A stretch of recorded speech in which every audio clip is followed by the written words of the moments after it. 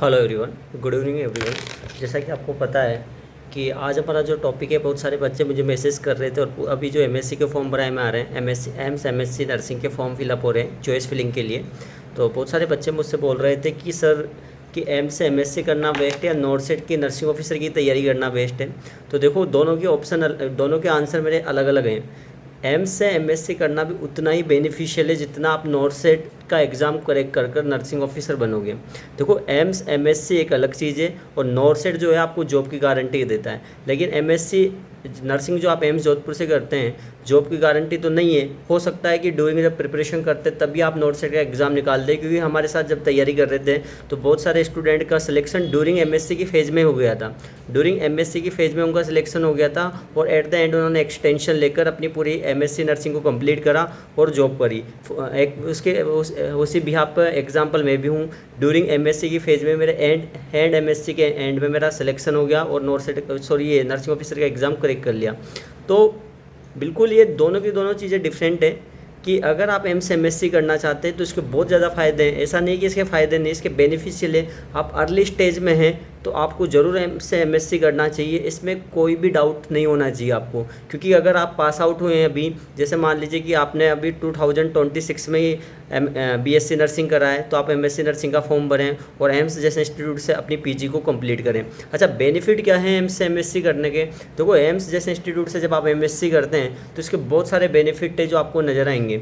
One by one हम बात कर लेते हैं क्या क्या बेनिफिट्स हैं। तो पहला बेनिफिट जो हमें नज़र आएगा, एक तो हायर एजुकेशन है। एम्स एमएससी करने के बाद आप हायर एजुकेटेड हो जाते हैं, पर्टिकुलर सब्जेक्ट में आपकी कमांड हो जाती है। फॉर एग्जांपल, आप मेड सर्च से अगर आप पीजी करते हैं तो मेड सर्च में आपकी कमांड हो जाती है। साइकेट्रिक से आप पीजी करते हैं तो साइकेट्रिक में आपकी कमांड होती है। जिस सब्जेक्ट से भी आप करते हैं उसमें आप एक स्पेशलाइज्ड नर्सिंग ऑफिसर बनेंगे। क्या बनेंगे? स्पेशलाइज्ड नर्सिंग ऑफिसर बनेंगे।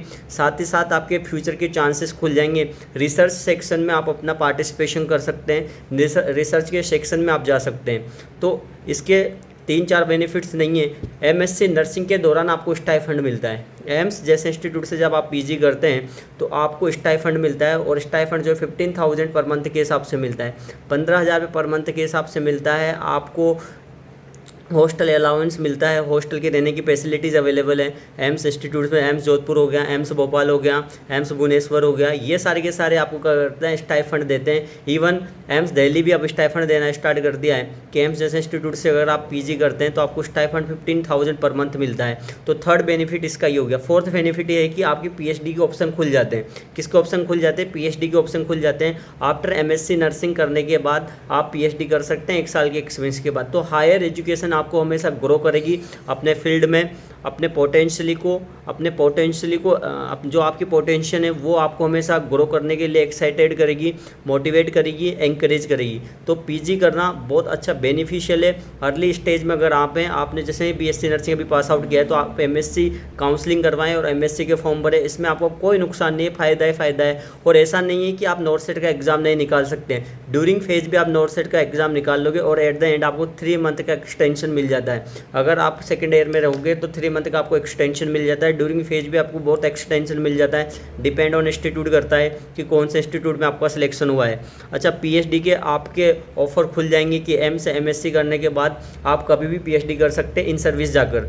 ठीक है, तो हमेशा ट्यूटर के स्कोप आपका खुल जाएगा, टीचिंग का स्कोप आपका खुल जाएगा और आप उस फेज़ में अपने आप को ग्रो कर सकते हैं। तो मेरे बिहाफ पर अगर मैं आपको दोनों चीज़ों के बारे में डिस्कशन करूं, कोई मुझसे पूछे कि एम से एमएससी करना और नॉर्थ सेट नर्सिंग ऑफिसर, तो दोनों के दोनों बेनिफिशियल है।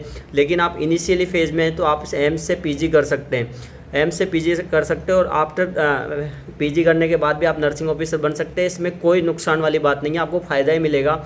आप उसमें अच्छा अपने आप को ग्रो करोगे, नई चीज़ें सीखोगे। तो ये था आज हमारा एक छोटा सा टॉपिक था जिस पे हमेशा कंफ्यूज रहते हैं कि पीजी करना बेस्ट है या नर्सिंग ऑफिसर का एग्ज़ाम देना बेस्ट है। तो दोनों अपने अपनी जगह पर बेस्ट है, बट आप पीजी करते हैं तो आप एडवांस लेवल पर पहुंच जाते हैं और आपके बहुत सारे स्कोप खुलते हैं।